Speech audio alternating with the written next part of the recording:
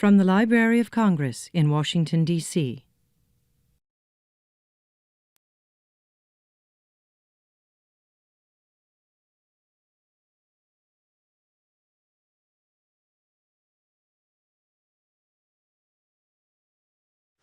Good afternoon. I'm Jane McAuliffe, the Director of National and International Outreach here at the Library of Congress, and I'm delighted to welcome you to this afternoon's lecture. As I make this welcome, I will also make the request that you are now very used to, which is to silence your cell phones before we get started, and also to say that we are filming the lecture today, and it will be placed on both the library and the Kluge Center websites, because our lecture this afternoon is hosted by the John W. Kluge Center. I like to characterize the center, of which I was recently the director, as the place in the Library of Congress that supports, that showcases, and that celebrates scholarship. We support scholarship by hosting over 100 senior and junior scholars in spacious offices and carrels right next door here over the course of a year. We showcase scholarship by events like this afternoon, where we have distinguished lectures, sometimes symposia, sometimes panels, usually in this room. And we celebrate scholarship by awarding every few years the Kluge Prize for the Study of Humanity, a Nobel Prize level award in the humanities and social sciences. Today's lecture is by Dr. John Sexton and is titled The American Research University, The Decades Ahead. Dr. Sexton notes that for more than a century, the university has been one of America's most durable institutions. Yet globalization, technology, and market forces are reshaping the research university's form and its function. So the question for this afternoon is, what kind of future can our colleges and universities anticipate? John Sexton is President Emeritus, the immediate past president of New York University, where he is also the Benjamin Butler Professor of Law and the Dean Emeritus of NYU's Law School. He took a BA, an MA, and a PhD from Fordham University, and then went on to do a JD magna cum laude from Harvard University that he completed in 1979. All through his undergraduate and graduate years, he coached the debate team at a Catholic girls' school, St. Brendan's in Brooklyn, New York, and took them to 5 national championships. After law school, John served as a Supreme Court law clerk to Justice Warren Burger, Chief Justice Warren Burger, and then joined the NYU law faculty in 1981. He was named Dean of the Law School in 1988, and in 2001, he was named president of the university, a position that he held until just this past January. As president at NYU, he led the university's global expansion, opening campuses in Abu Dhabi and Shanghai. He doubled student applications, he doubled student financial aid, and grew the endowment from $1.14 billion in 2002 to $3.49 billion in 2014. John's been honored in very many ways. He's a fellow of the American Academy of Arts and Sciences and a member of the Council on Foreign Relations. He's the recipient of 17 honorary degrees and counting. And he's written and published widely. He has a leading casebook on civil procedure. He's written on the Supreme Court. Nice that he spent time here, so close to the court, once again, entitled Redefining the Supreme Court's Role, A Theory of Managing the Federal Court System. His latest book is entitled Baseball as a Road to God, Seeing Beyond the Game. It was published just over 2 years ago and became a New York Times bestseller. The book is based on an undergraduate seminar that John teaches each spring at NYU. For the last 5 months, John has been in residence here at the Kluge Center as the Kluge Chair in American Law and Governance. This is one of the 5 chairs articulated in the original founding documents of the Kluge Center. During his time here, he's been putting together a book based on essays that he wrote during his years as NYU's president about the place and promise of higher education. I can guarantee you a very stimulating and interesting conversation this afternoon. John Sexton.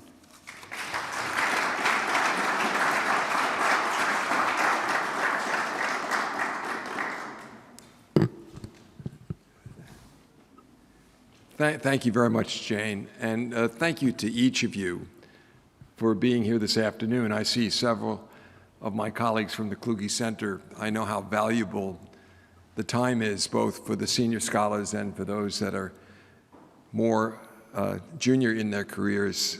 It's a great honor to me that you would take time away from your workshop to come here.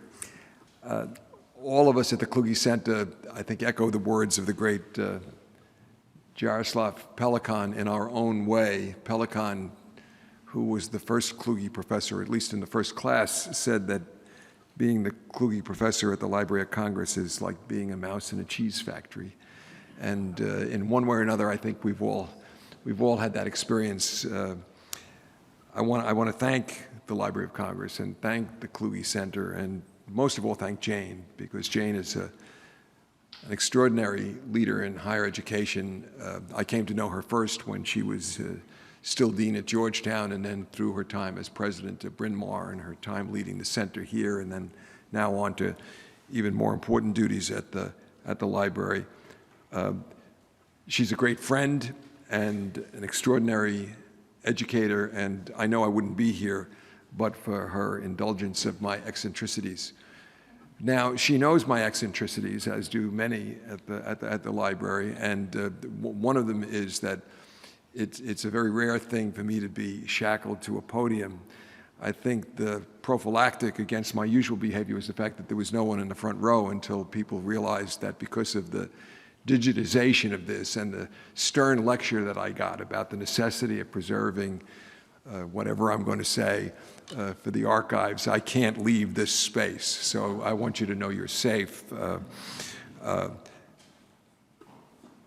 But I do mean it. Thank you for giving me an hour of your time today, those that stay for the fullness of our talk and the question and answer after it. I want to thank especially a dear friend who, in the process of being a friend, also happened to become governor of New York State, my friend David Patterson, who is down principally to have dinner with me and a mutual friend, but somehow wandered into the library and decided that he could take as much as 4 or 5 hours with me, since he's got to leave here after the reception with me and go to dinner. I want to say this about David.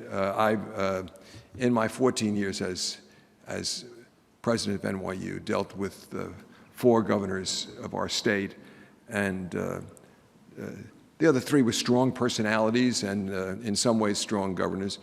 There was no one of the other 3, and very few leaders that I've encountered anywhere, who appreciated fully the importance of education, of higher education, and of the research university in particular, the way David did. He would frequently point out that it was in the depths of the Civil War that Abraham Lincoln signed the Morrill Act and created the land-grant universities.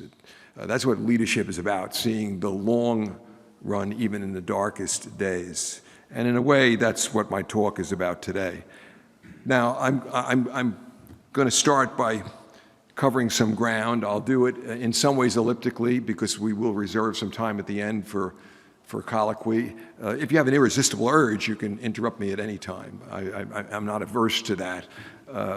But the way I've planned it, at least, is I'll talk for about 40 minutes, and then we'll open it up for questions. I want you to know as we go into this that, notwithstanding the very kind introduction from Jane, you could not penetrate through that, except if you really played out the fact that I spent 15 years working with high school kids in Brooklyn in and around an educational program built on a debate team. You couldn't really begin to glimpse how eccentric it is for me to be here as the Kluge professor and to speak to you about higher education after the eccentric way in which I was dean of NYU's law school for 14 years and president of New York University.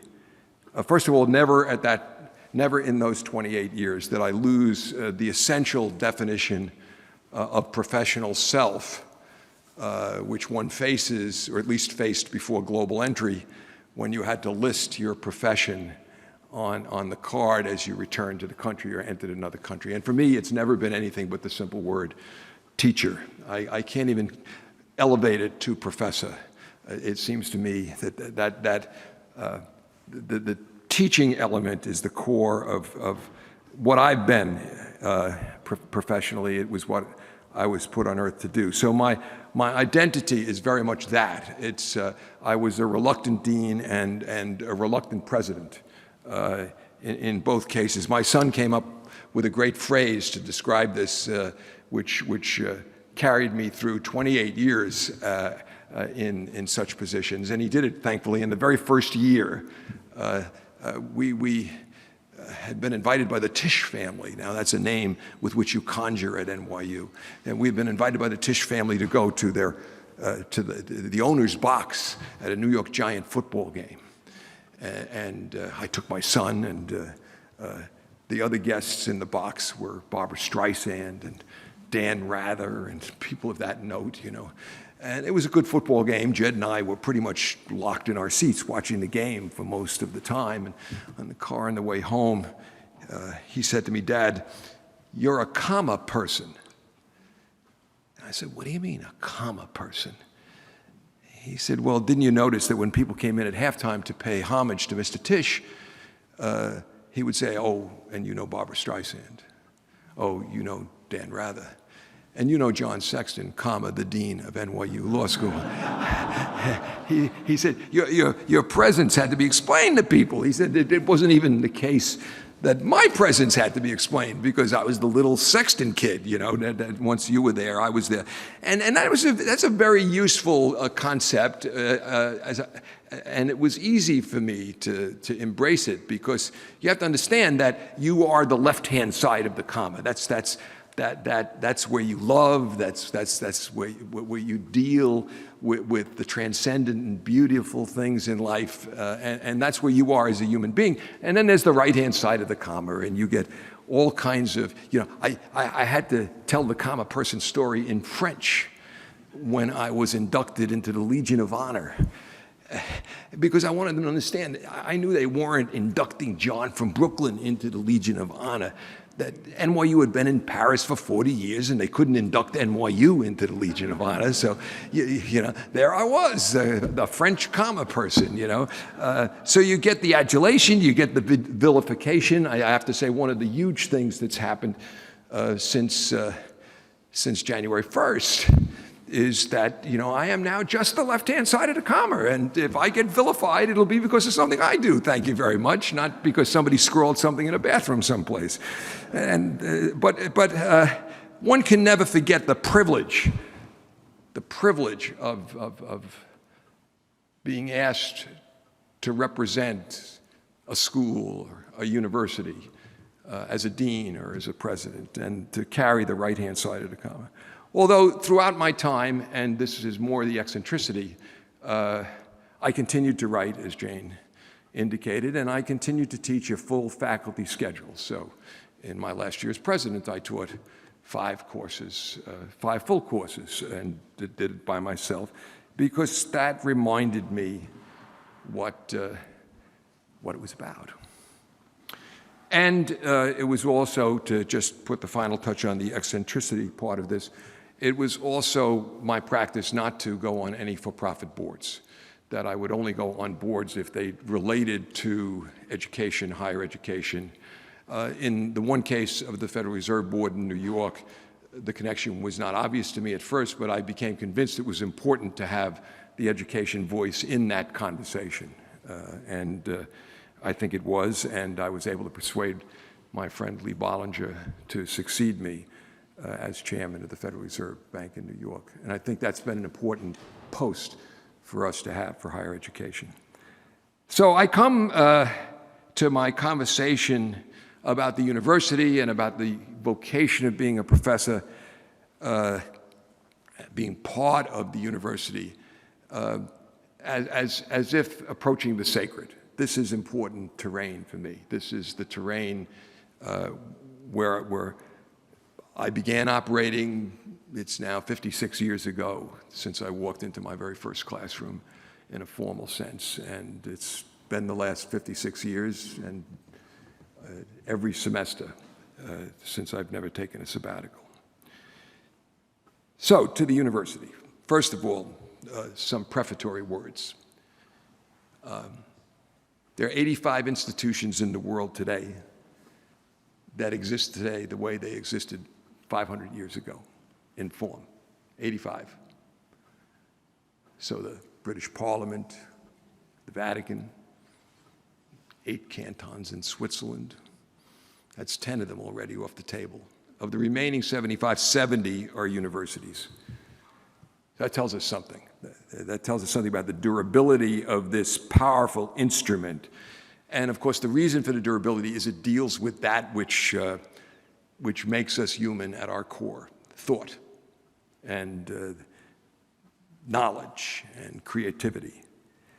What I want to say today is that this durability is to be celebrated, but it's very fragile, and particularly fragile today, I think.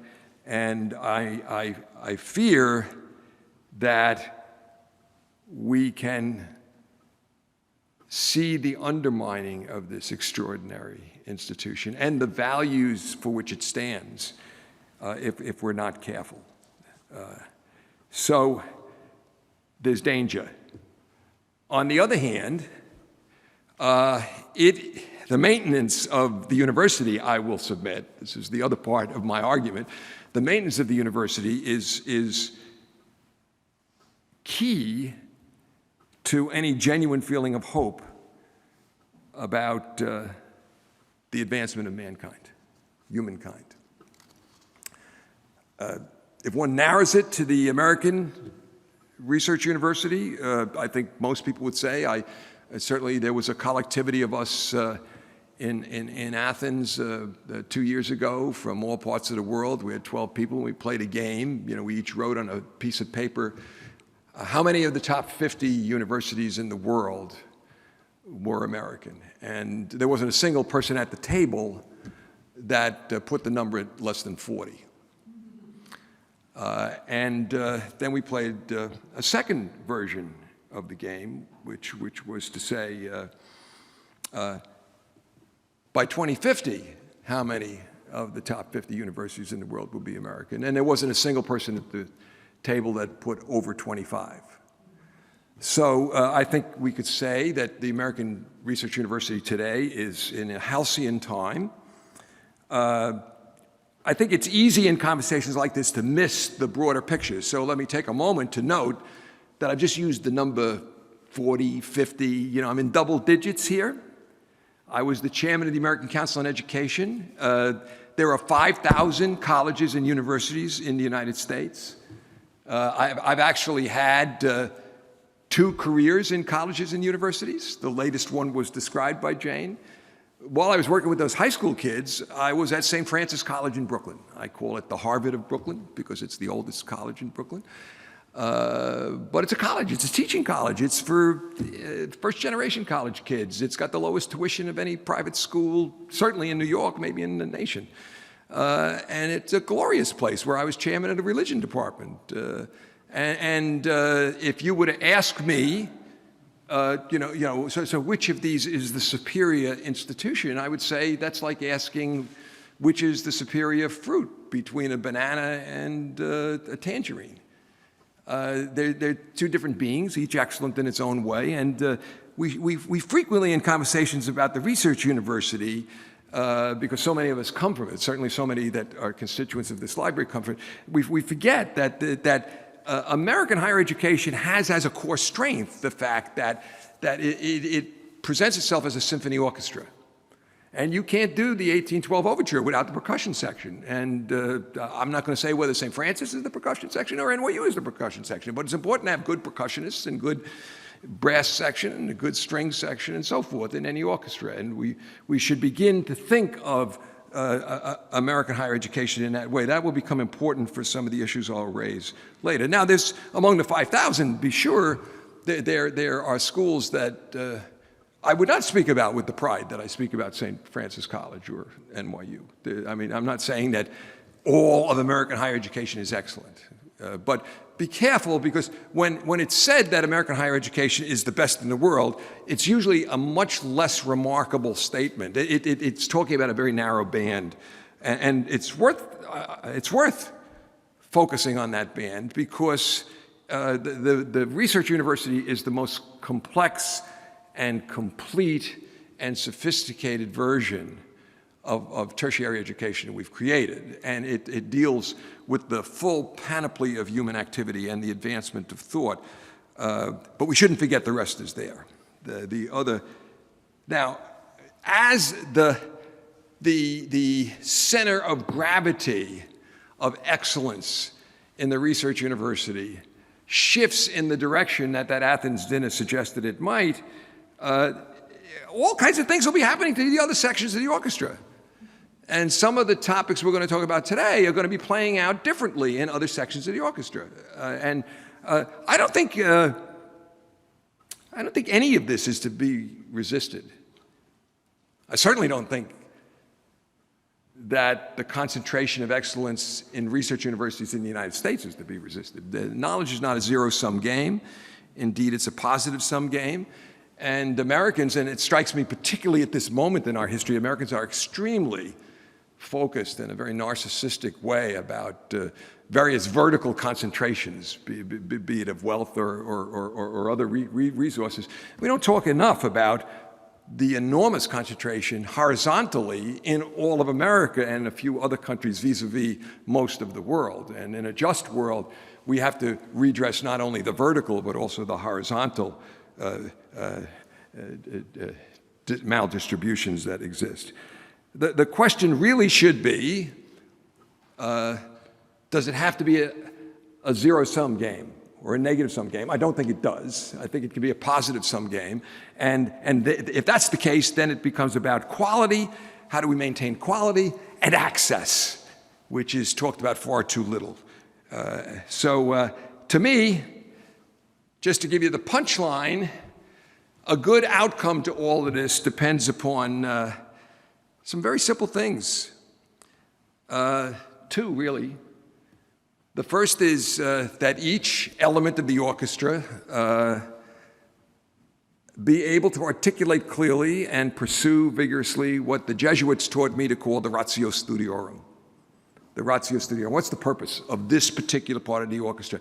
What is the purpose of NYU? What is the purpose of St. Francis College? What is the purpose of any institution? What's the purpose of this class as an offering of the school, or this department as a segment of the school? So the ratio studiorum first, and second, I think it turns on, frankly, the quality of faculty. The faculty have to be, this doesn't seem to be a remarkable statement, although it's honored in the breach, the faculty have to be at least as good as the best students in the school. We know how to destroy education systems. You do what the New York City public school system's done for the last 5 years. You hire teachers that have lower SAT scores than the students you're graduating. That's a ticket for failure, because you're hiring from the bottom half of the existing class, and how can they teach the top of the class? So what we have to do is get faculty that are at least as good and that are dedicated to what they're doing and see themselves as part of the common enterprise of what a university is. Failure to attend to these two simple things is very easy. It's politically palatable, but it's corrosive, and it's the real danger that I see. So I'm going to talk roughly for about 5 or 6 minutes each about 3 broad trends, and then tie it into one final point, and that'll be the next 24 minutes or so before I open it up for questions. And the 3 broad trends are the following. A trend I perceive, which is relevant to the research university, to universities and colleges generally, that has to do with civic discourse and the life of the mind. The second is globalization. The third is technology. Those are three extremely broad trends.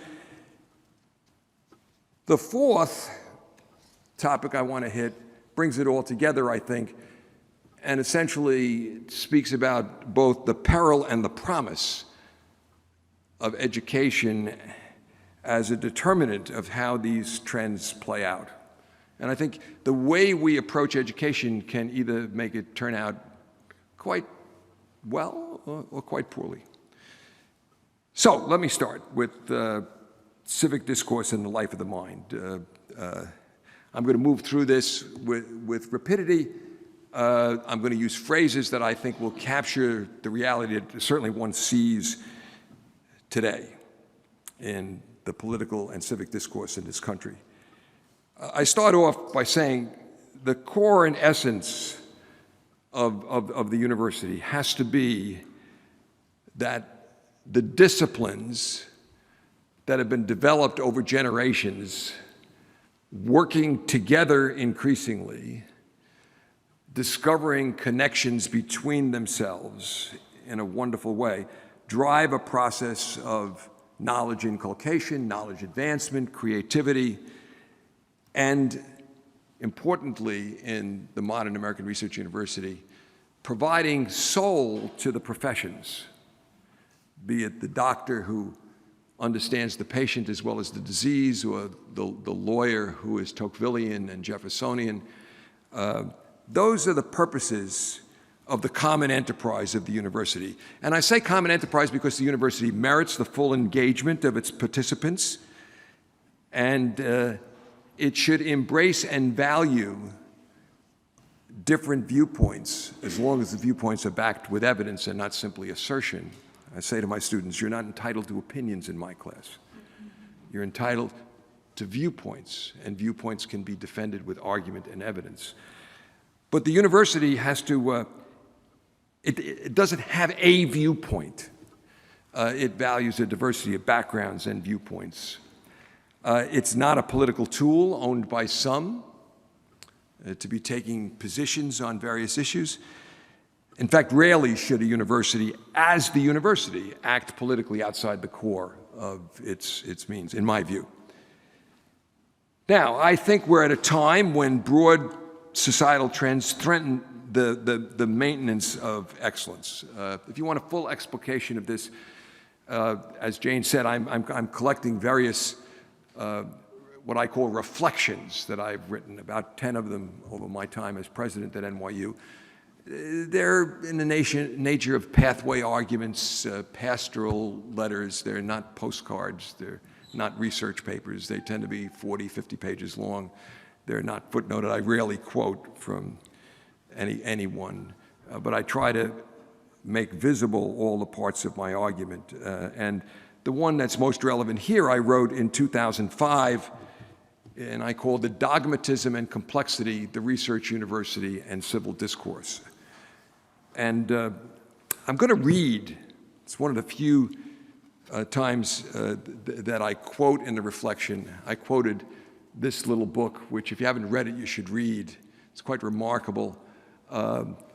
It's even rarer for me to quote something in a talk like this, but this is worth your hearing just for the shock value of it, keeping in mind that it was written 25 years ago by a man who was at that time in his 80s, Albert Hirschman, at the Institute of Advanced Studies. And in a book called The Rhetoric of Reaction, he examines three movements: the French Revolution, the suffrage movement, and the Great Society. And he traces the rhetoric used both by the progressives and the reactionary in each case. And it's interesting that he says at the top, just listen to this. This is the basic thesis of the book. The very stability and proper functioning of a well-ordered democratic society depend on its citizen arraying themselves in a few major, ideally two, clearly defined groups holding different opinions on basic policy issues. It can easily happen that these groups become walled off from each other. In this sense, democracy continuously generates its own walls. As the process feeds upon itself over time, each group will at some point ask about the other in utter puzzlement and often with mutual revulsion. How did they ever get to be that way? Now, he wrote that in 1991, ladies and gentlemen. I quoted it because I was concerned after watching the presidential debates in 2004, okay? Today, in 2016, things are exponentially worse. Just a couple of bullets. These are things that one easily could not notice, even if you're not a sports fan. Tonight, before you turn to MSNBC or Fox or to CNN, turn on SportsCenter on ESPN for 15 minutes and watch it. And you're going to find that the political coverage uses the same kind of music, the same kind of hype introduction, the same level of content, frankly, as does SportsCenter. There's a focus. Just start doing a mental clock on this, okay, as you watch the coverage on MSNBC, Fox, CNN, whatever you want, even the New York Times, the Wall Street Journal. Focus on who's ahead, predictions on the race. It's like the Kentucky Derby's coming up, okay? An obsession with personality, the salacious, the provocative, indulgent of demagogues, right and left. One says everybody in politics is a moron. Another says the politics is all corrupt and rigged. I mean, it's the same kind of broad stroke demagoguery in my view. It's so nice to be after January 1st when I'm not a comma person anymore. And I can just tell you what I think about things like this. Very little attention to the issues, still less to what we in competitive debate. My Brooklyn high school kids know that if you don't extend the argument, the first negative makes a point, the second affirmative has to extend on that, then the second negative, and then into the rebuttals, right? Doesn't happen. Doesn't happen. To stay away from this year, I'll use an example from 2004. John Edwards, remember him? Serious candidate. 40 debates I watched. In every one of those 40 debates, he said, I grew up in a mill town, my father lost his job, I didn't vote for NAFTA. One of my Brooklyn high school girls would have asked in first cross-examination, would you repeal NAFTA, Senator? He was never asked that question in debates. He was asked it 2/3 of the way through the campaign by the New York Times editorial board, and he said, of course I wouldn't repeal NAFTA. What just happened to your campaign, Senator? Okay, but we don't extend arguments. And there's such a devaluation of seriousness that you actually hear experts saying that a person that takes issues seriously and gets into detail and nuance and complexity, by virtue of doing that, lacks charisma. Right? So that's the ultimate critique, isn't it? So we've developed as a society a shrinking attention span. We've elided news and entertainment. We've got a Colosseum culture that we've developed and an allergy to nuance and complexity. Ladies and gentlemen, what do research universities do? We do nuance and complexity. This is not good for us. Okay? This portends, I am telling you, an inevitable working out over the next generation with no end in sight of a disinvestment in education generally and higher education. That has to come from a society that is making thought an accusation. You think too much. Less investment in research, less investment in education as a public good, and certainly scapegoating as to the results, right? So even as the money is withdrawn from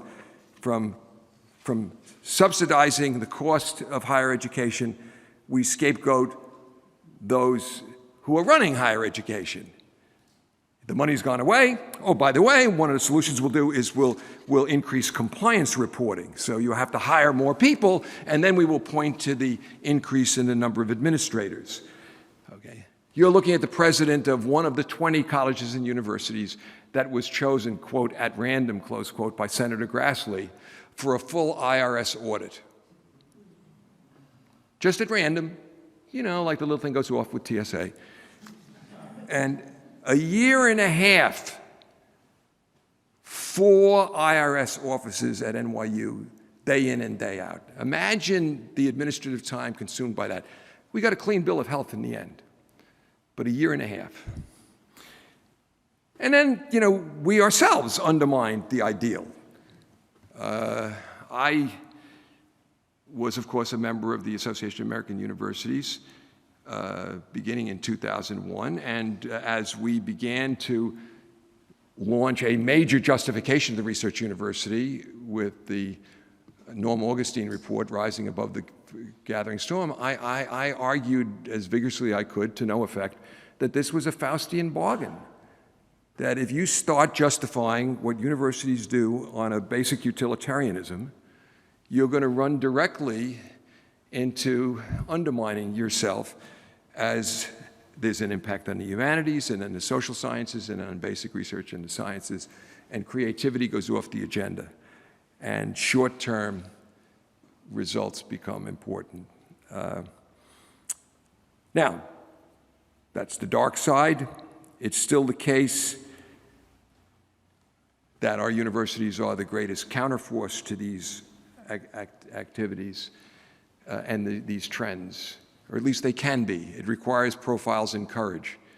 This is a moment where we have to stand up, where we have to sing the song of thought, and we have to start honoring people who engage in serious conversation, and we have to shame those who don't. And we have to figure out vehicles, and I suggest some in my reflection. We have to figure out vehicles whereby to do that with consortia that essentially say people are, like the Pinocchio stuff, but on a more serious level. Are people engaging in serious conversation? Okay, so there's a dogmatism that's developing, an allergy to nuance and complexity. That's not good for universities. But if we have the courage to step forward and we see it coming, we have been around for more than 500 years. We do thought. That is what makes us human. What about globalization? I'm going to be brief on this and technology because I want to get to the questions, and I do want to reserve some time for my wind-up. So on globalization, look, hello, here I am, PhD in religion, Fordham, in college for 4 to 5 years at the Vatican Council, then getting my PhD in the wake of the Vatican Council. The word ecumenism means something to me.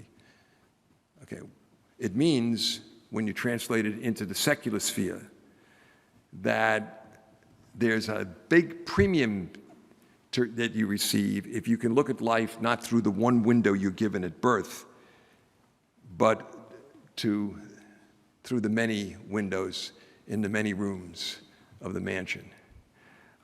This is the secular ecumenical mindset. Globalization is happening, and I'm not just talking about economic globalization. I mean, the other is in our lives. The world is miniaturizing. The question is, how do we respond to it? And there are 2 responses. One is building on the allergy to nuance and complexity, the devaluation of thought, is to move to a competitiveness, we versus they rationale. Around the world, most recently in Austria, you see the answer in neon signs. Let me alone, let me live with folks like me. You see the response of essentially building up walls. We don't put in the hard work of understanding globalization. My cousins, who are carpenters and electricians and real workers, people that really do things, and I adore them and I adore their values as human beings, but they want to shop at Walmart and Costco even as they complain about the jobs leaving that are creating the products that they're getting at a lesser price because the jobs have left. So, and no one wants to get into the genuineness of that. And the problem is in part that there is a face on the negative effect of globalization, whereas there's no face on and maybe the closest is Pope Francis. But think, is there a world leader out there that's stepping out and explaining globalization? The answer is no. So reaction one is fear, nativism, protectionism. Reaction two, which is, by the way, where universities have been through the centuries, has been the ecumenical reaction.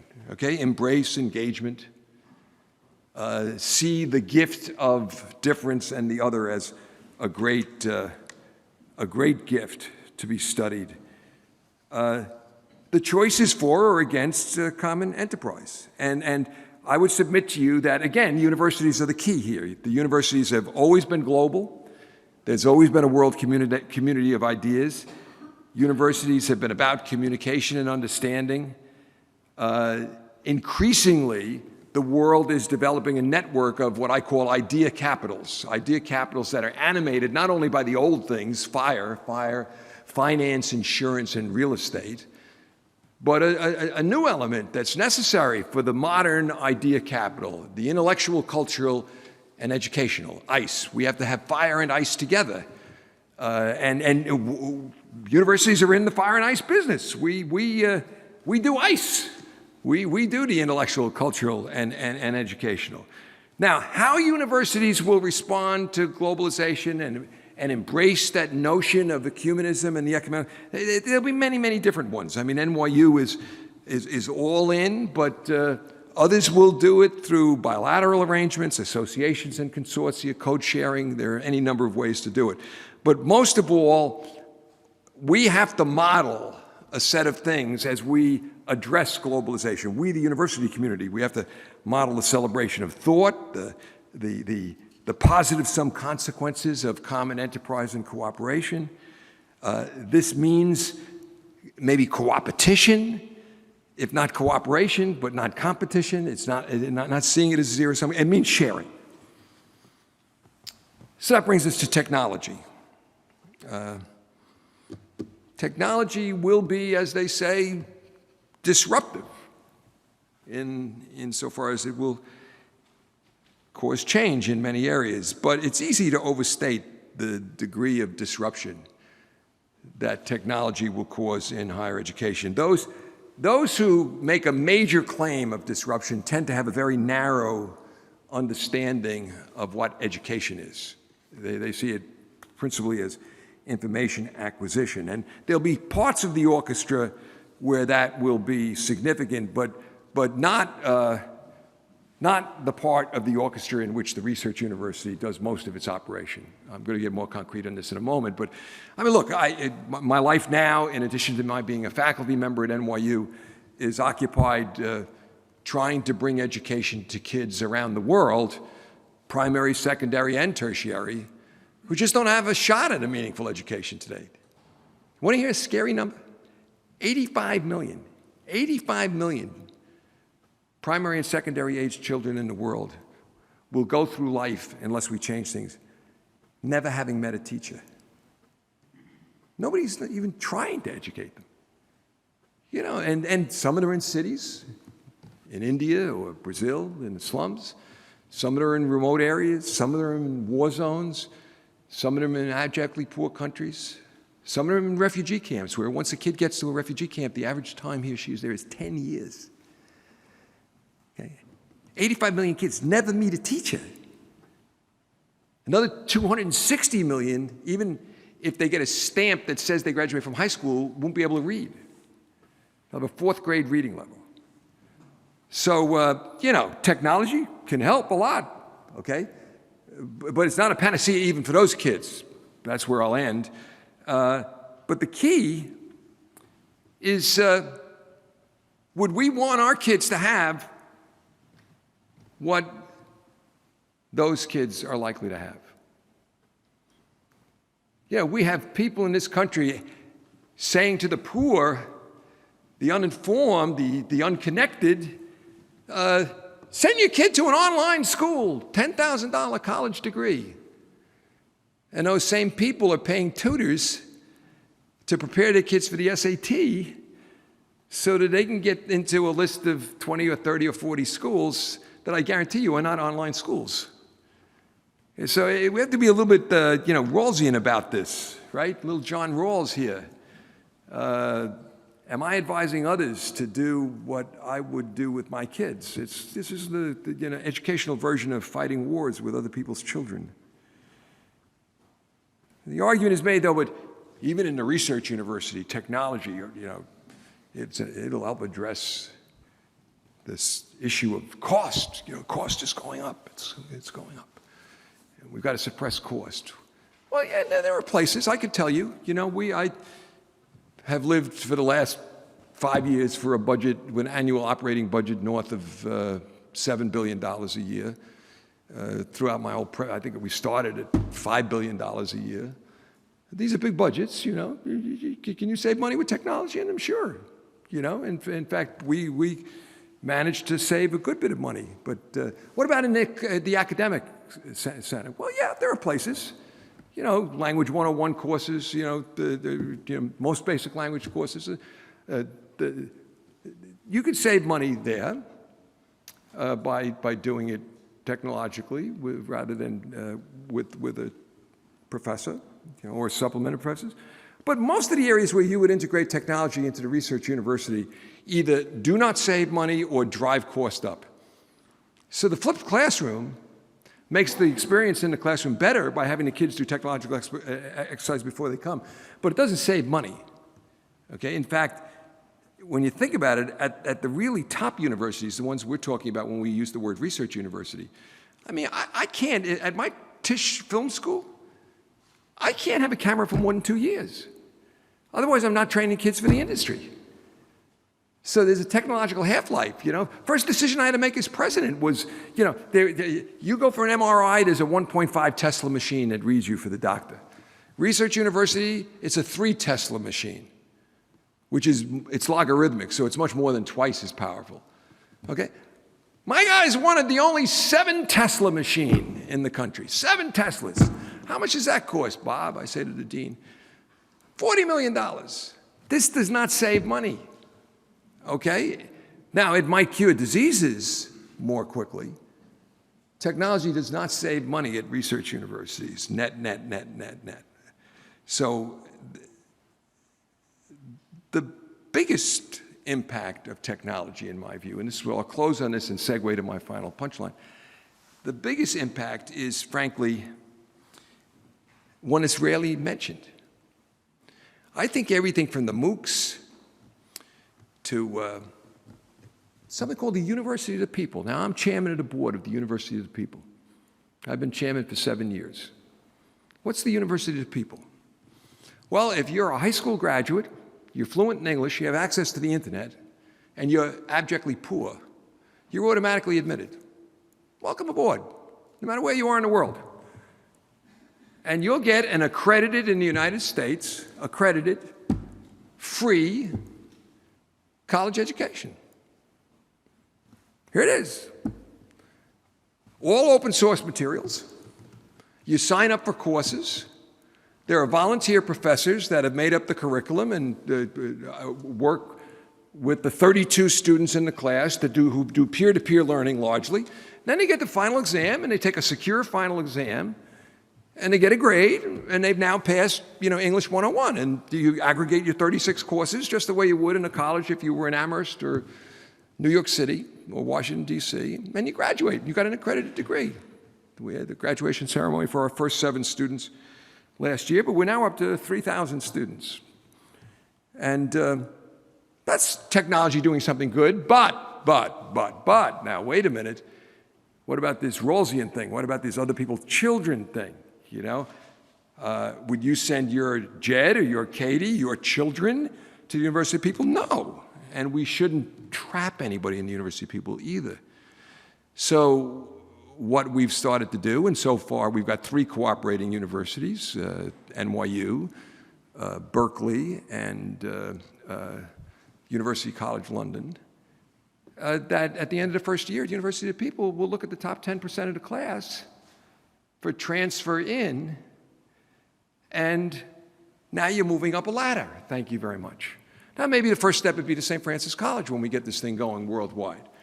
But use technology and things like the University of People, things like MOOCs, as search engines for talent, but then make the ladders up available. That's the way technology could be used. And this brings me to my fourth and final topic, and that is this.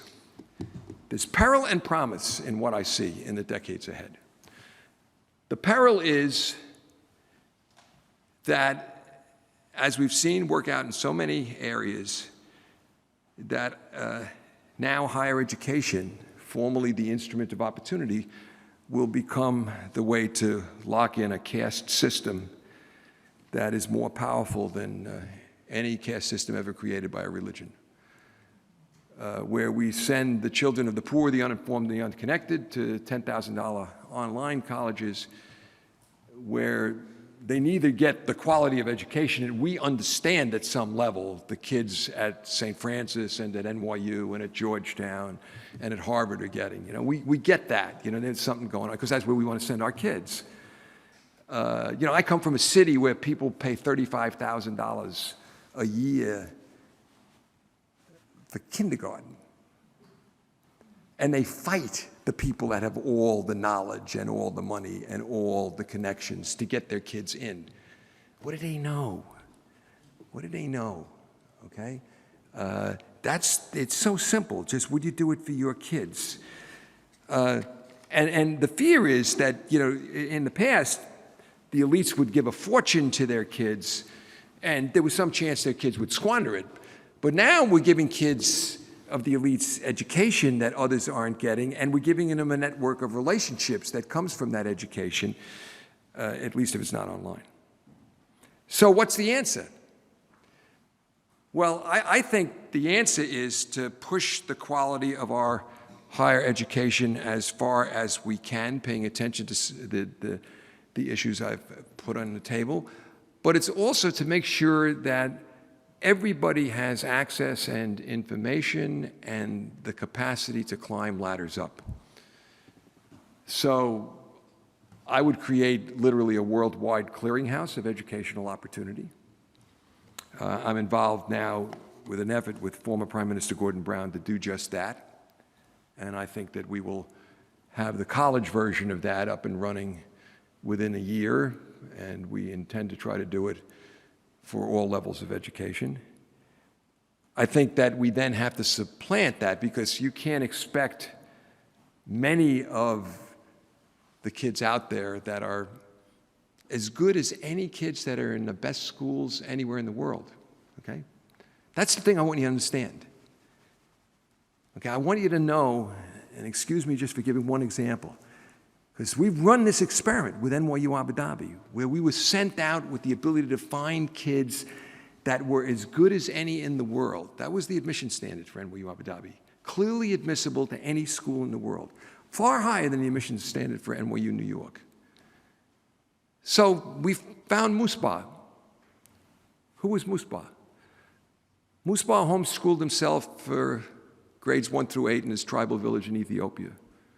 He walked 5 days to Addis Ababa, knocked on the door of the international school and said, "Give me any test you want. I want to be in your school." He got the highest grades in the entrance exams. They gave him a spot and a scholarship. They didn't find out for 6 months he was living alone as a 13-year-old in the airport. And they gave him housing at that point and food. Graduated at the top of his class, came as part of the first graduating class to NYU Abu Dhabi, graduated magna cum laude, along with the best kids in the world. He was not alone in that first class of 150 kids with that kind of profile. 20% of the class had that kind of profile. Those kids would have been wasted. What I'm saying is we have to get out, and we won't always have, a Sheikh Mohammed bin Zayed who's willing to pay for Musbah's education, or Teo's education, or the education of the now more than 100 kids of that ilk that have graduated from that one school. We've got to generalize this. And that means we have to have something like Teach for America, except guidance counselors for America, that have to be out there showing kids how to get through, and not just guidance counselors for America, but guidance counselors for the world. And then the question is, after the match is made, and we have a serious problem of undermatching in the United States, a fortiori in the world, Okay, but just focus on the United States. Okay, systematically, read Bill Bowen's work on this. Systematically, when you control for everything, kids that come from lower socioeconomic groups go to colleges that are less good than the colleges they should go to. Controlling for everything. And when they get to the less good place, when they're matched less well, they do less well. Why? Because they're not as stimulated. They don't have the support services around, all that stuff. It just flows. So now, it happens in part because you have political leaders saying, go to a $10,000 online school, so they think only about the price. You say community college is going to be free. Oh, that's a bargain. So you end up going to a community college in your area instead of investigating further. Or maybe you do investigate further, and you make it into the school you should make it into, but then some less good school comes along, gives you a scholarship, and buys you down in a way. I mean, the system is perverse, and it's a system of a lack of transparency, a lack of information, a lack of guidance, and then finally a lack of an ability to pay in the end. And that's where we've got to take seriously. We're never going to get back to the time that I grew up in. And I wouldn't have gone to college if it hadn't been for Nelson Rockefeller and his view that higher education was a public good. And if you were a smart kid, you got a Regent State scholarship, and as long as you went to school in New York State, it was for free. Public or private, you found the best school for you. For me, it was Fordham. It was a private school, but my tuition was covered by my state scholarship because higher education was a public good. Ronald Reagan changed that. Right now, higher education views as private good, you borrow. We got to get it back to at least the quasi-public good. That's where I'm trying to go. So the pay-as-you-earn program. This is not something I thought up. Okay, it's done in Australia. It's done in the UK now. Oregon has started it. The Brookings Institute has great stuff on it. I would go farther than any of those have gone, however. I would say essentially what Nelson Rockefeller said, but I would treat, you find a school, you go to it, we'll pay for it, you pay the loan back over 20 years, but you never have to pay more than 10% of your income, over $50,000. First $50,000, you don't pay anything off. Okay? So the key is about matching and then capacitating. Matching and incapacitating. Now, if we do that, starting in this country, and then we do it in the world, then circling back, I think we got a chance, but you know, we all have to play Don Quixote. Okay, this is, call it be a theologian here again. This is the educational version of Pascal's wager. There's no sense betting against ourselves here. If we do this, we can have a chance to turn back this creeping dogmatism that is killing civil discourse and going to kill us as a nation if we're not careful. We've got a chance of turning globalization into the positive it should be. A genuine ecumenical world, a community of communities, interlocking, each identifiable like the elements of a watch, but creating something greater than the whole of the parts. And we've got a chance to use technology well.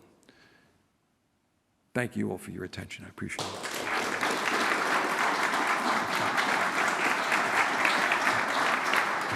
Should we do questions? Or?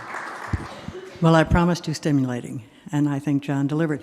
We've got time for probably about 10 minutes of Q&A. We have microphones, so let the first brave person raise a hand. It'd be nice if you could just tell me who you are, sir. Yeah, my name is Gregory Gums. I'm from the Caribbean, and I must say I find your talk very interesting, and you touch on some of the issues that I have. I'm from the Caribbean. I said we have in the Caribbean, you know, the University of the West Indies. I come from a very small island, St. Martin, French Dutch. You know, I went to school on the Dutch side, so I went to the Netherlands. Other people went to school, and they went to Paris. I'm saying this to create a context of what I'm going to ask you. Right, and you've touched on some of the issues here, right? This kind of, and it couldn't be otherwise. You know, I've been in universities all over America, from USC and stuff like that, in Southern California.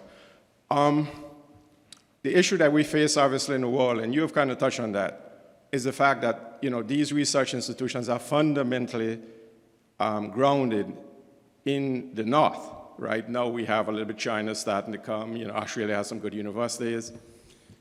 Africa is still basically in nowhere, right? A place that was colonized by Europeans. You have Oxford, Cambridge. They could have easily have put Oxford and Cambridge in Africa. Why didn't they do that? Well, I think you could figure out why they didn't do it, because it could lead to intellectual competition, et cetera, et cetera. But this is a huge problem for the world, right? As the world globalizes, as people become more world citizens, and another big problem, you didn't touch on it, but the universities came about largely also in the West as a handmaiden of colonialism, right? There was some criticism of it, but they played a tremendous central role in this whole process. So the fact that a lot of the knowledge in the world right now is dominated by the North, right? Told from a Northern perspective, often with very problematical views of other people, right? I mean, you talk about the fact, and I'm very positive about that there are so many talented people, not only from the Caribbean. I mean, Caribbean people have been known to be talented, but from Africa, Central Latin America, who simply are out to the sea. They have no chance to get in these universities. And the consequences of that for the world as we go forward, right? The need, in essence, globalize that research institution with all of the problems that come along with that. So I would like to hear some of your thinking about it, and also some of your thinking of the limitations of the fact that these research universities have been in the North, and a lot of the ideas have been highly problematical for the South. So I'm going to put aside a few of the very, very big topics you raise, because I don't think they're necessary for me to get to the heart of you, man, but I want to acknowledge I'm putting them aside. Western objectivism does not capture all of reality. Stipulated. I have a PhD. I've taught major religions, North, South, all time periods. I get it. Okay, so it's not all about the Western perspective on the world. That's the heart of my ecumenical argument. Okay, so I accept that. I don't want to get into the history of colonialism in the university and so forth. I mean, that's a complex story. I'm interested in looking to the future from where we are. And on that, I agree with you completely, which is that I've lived through the experience of NYU Abu Dhabi, where now we're building to 2,000 undergraduates and 1,000 PhD students, so 3,000 students overall. They are drawn literally from around the world. So there are 124 countries that are represented, genuinely represented, not the children of expatriates who live in Abu Dhabi, but we're scouting all around the world. And the Musbah is not an isolated example. And the fact of the matter is that they're running with the best students in the world. Okay, we've graduated less than 1,000 students. In fact, I think it's only about 700 students so far, because we started off with 3 small classes. And we have 6 Rhodes Scholars out of those 700 students. And they've gone to Rhodes College and done very well. They're proving your point, in a way, when given the chance. So the key thing becomes, how do we get the chance to them? And how do we begin to have a genuinely ecumenical higher education system? And I accept that. That's the response I argue for on globalization. And I think it's a positive-sum game. It is not a zero-sum game. I think American universities, I mean, look, America is noted for its nativism and its chauvinism. I think a dose of ecumenism would be very, very helpful. And if you look at my 14 years as president of NYU, that's where we moved as a university. So I don't disagree with you at all, but I don't think dwelling on the past and how we got to where we are now is particularly helpful.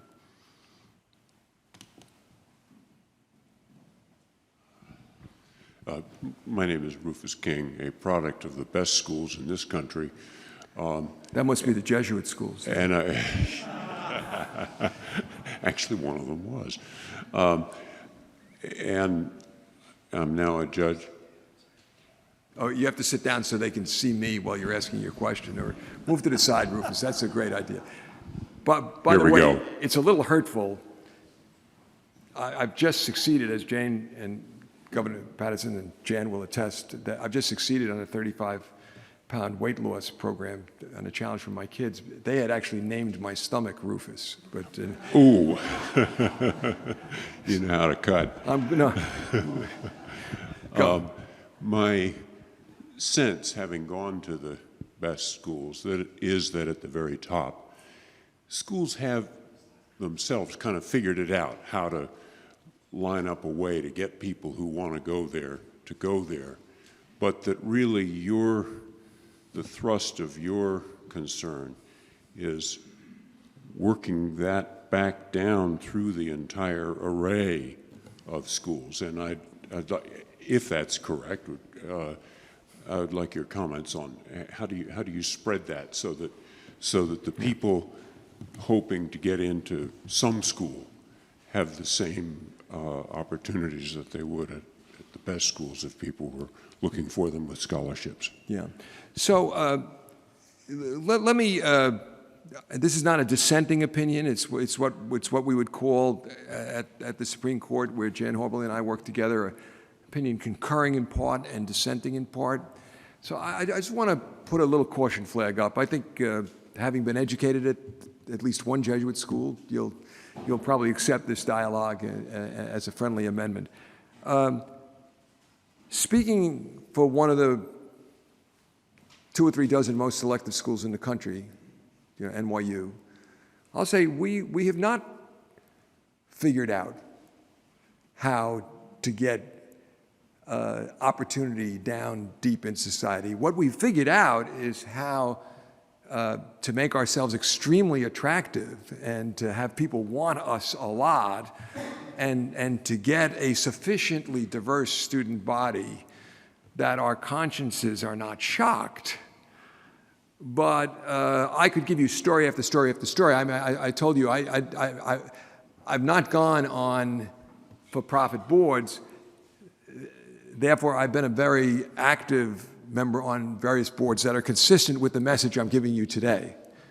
And I'm on one board, for example, that for a foundation, relatively small, but it spends a lot of effort and resources out into places where no one looks for kids, and it pulls those kids in, and on 3 campuses, Princeton, NYU, and Harvard, it runs a 5-week boot camp for those kids.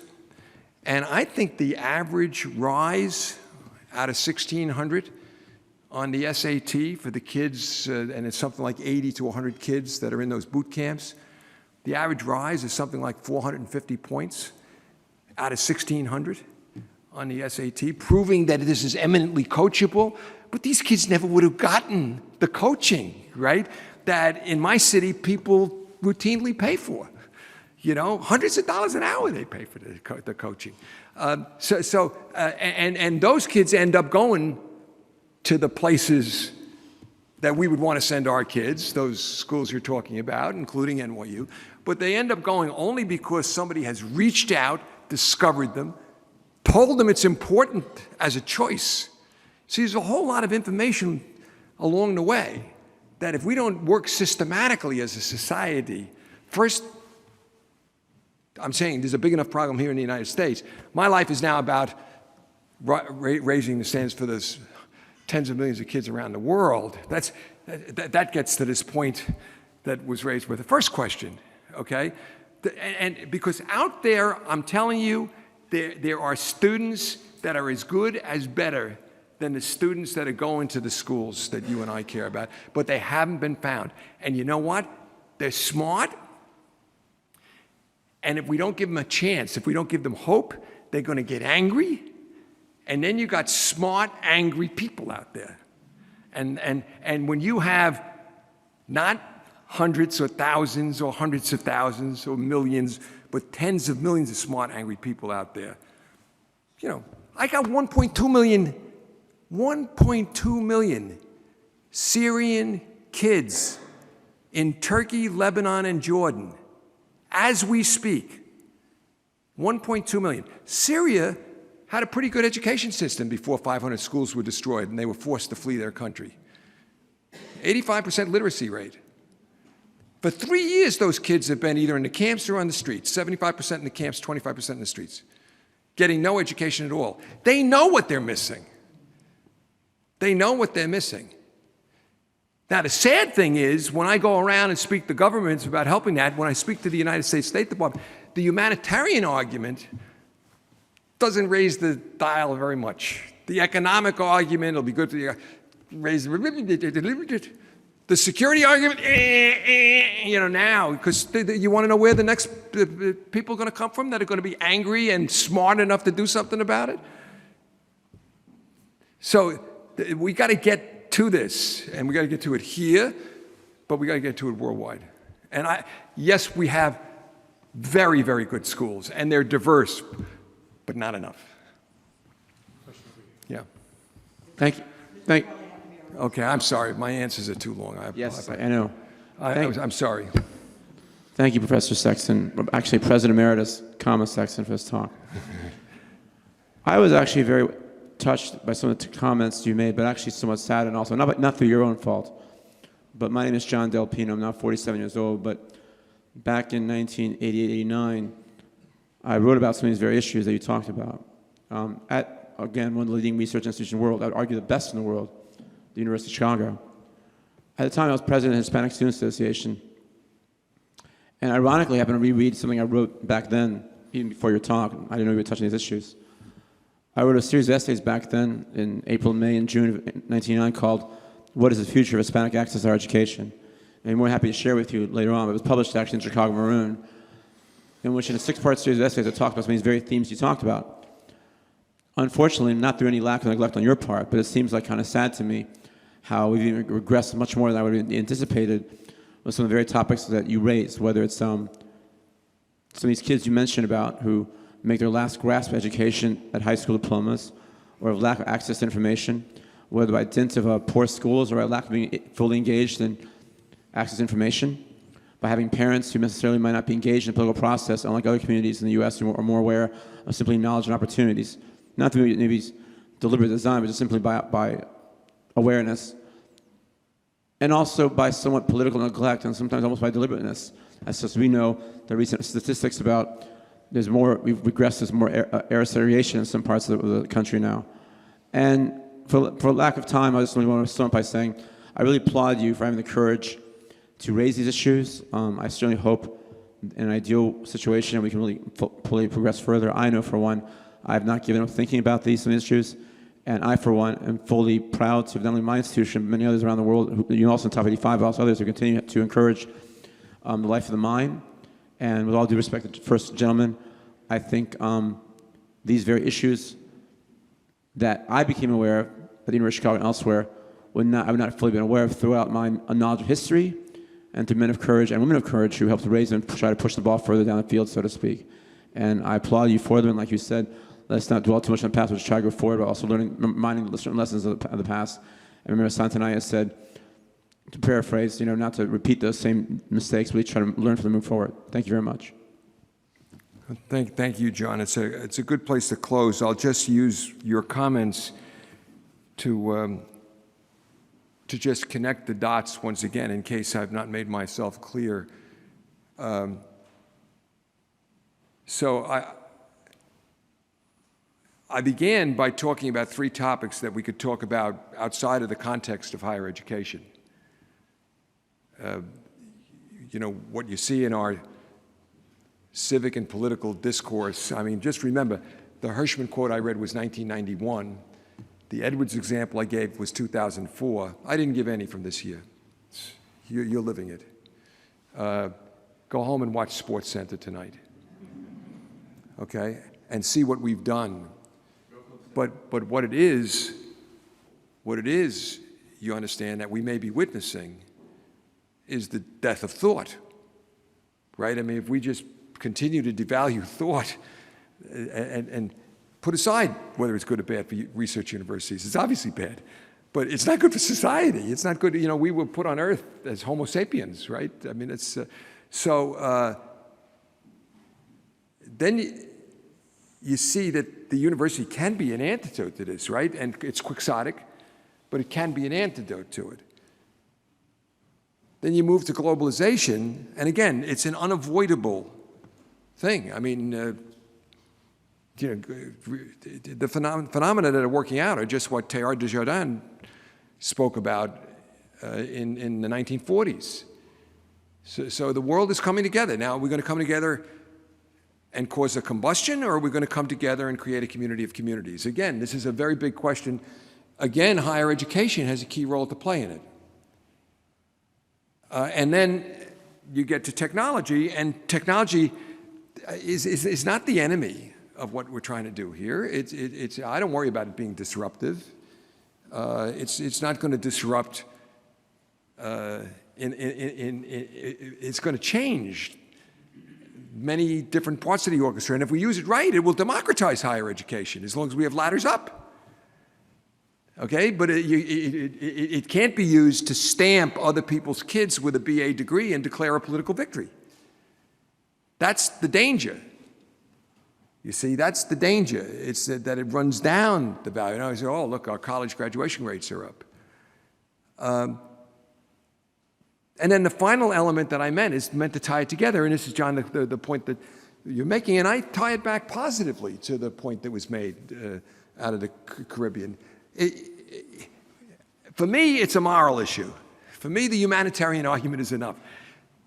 You cannot waste a mind that's out there. And I've lived it because I teach these kids in Abu Dhabi, and I'm telling you, it's an amazing thing to see.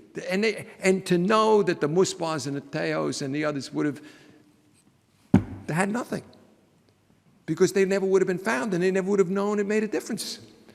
And then to see the Syrian kids, and they know it makes a difference.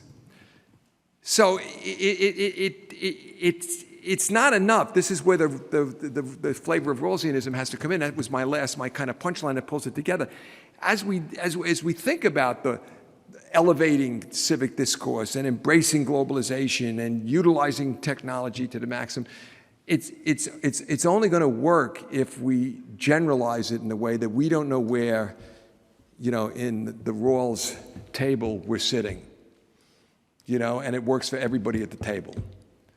And that requires a fairly massive investment of resources, because the education that we want at those best schools, by the way, is and I'll just close by recommending a book. Why Does College Cost So Much?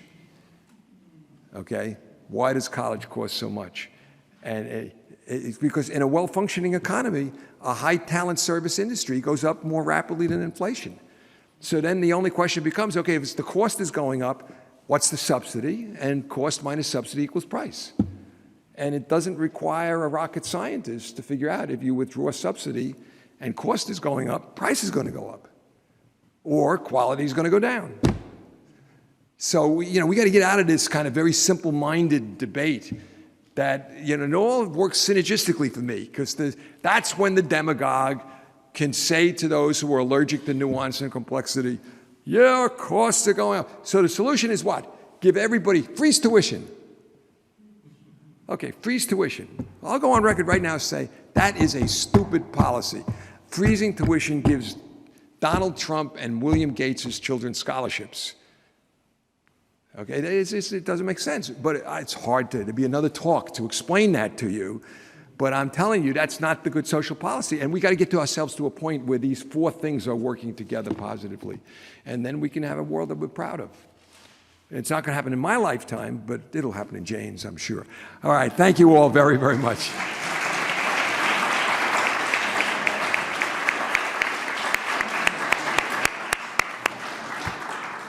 Thank you, President Sexton, and thank you to all of you who were here this afternoon for this lecture at the Kluge Center. We do have refreshments for you. I hope the conversation will continue. Thank you. This has been a presentation of the Library of Congress. Visit us at loc.gov.